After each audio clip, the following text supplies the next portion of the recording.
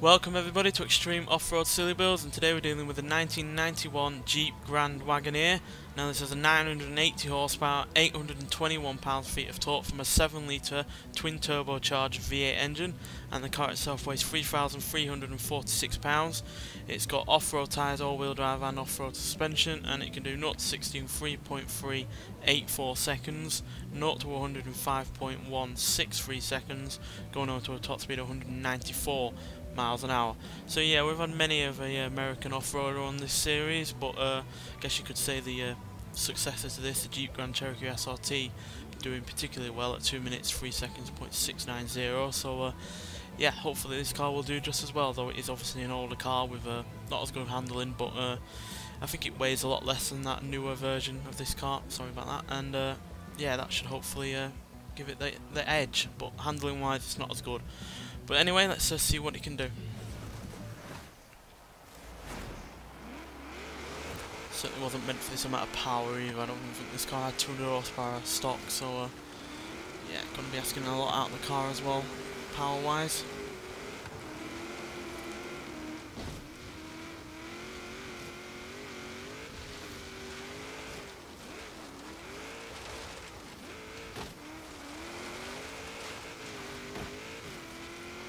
Handling everything okay so far.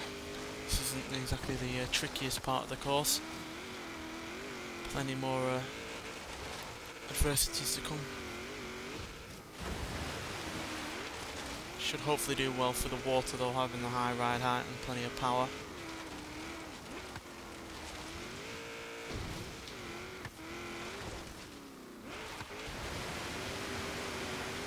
Yeah, it's doing very well.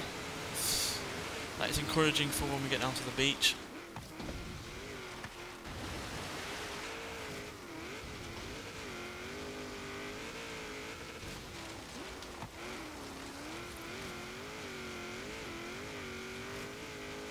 Got plenty of acceleration, dealing with all the bumps and the jumps fine.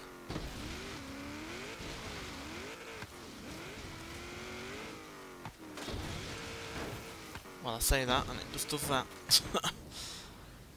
I think it might have been something to do with catching those signs though as well, to be honest, so keep well away from them.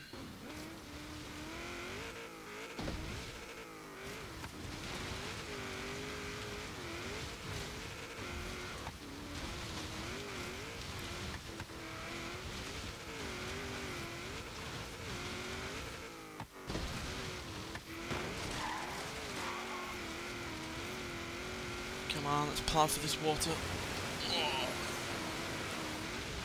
Yeah, extremely good for the water.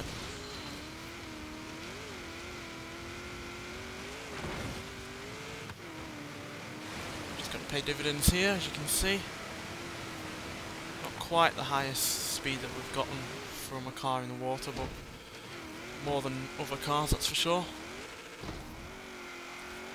And there we go. So yeah, not the quickest car that we've had by any means, not even the quickest Jeep that we've had, but 2 minutes 5 seconds .726. That is pretty solid, and it's, you know, only just over 2 seconds slower than its newer Jeep, so which is pretty good considering this is a far older car.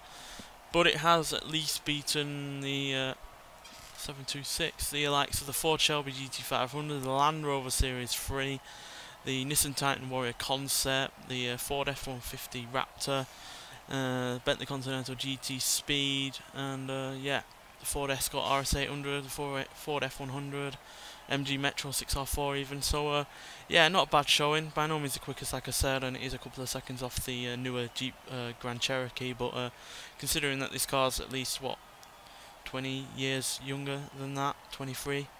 Older even, so yeah, that is still good for a early 90s off-roader, and yeah, it's probably one of the quickest old off-roaders that we've had.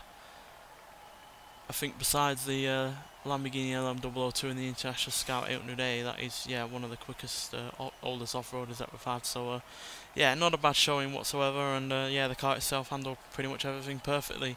No, it wasn't the fastest for the water, but it was still well over 100 miles an hour, which is pretty well good. And the only problem it had was when it hit those signs after hitting the jump, and that's what rolled it over. Apart from that, perfect car, handled the power really well, especially considering it had on about what 160 odd horsepower or something like that originally. So yeah, dealing with fair more power than it had originally, and yeah, handled it all fine. So yeah, cracking car. Anyway, thanks for watching, and I'll see you in the next one. Bye.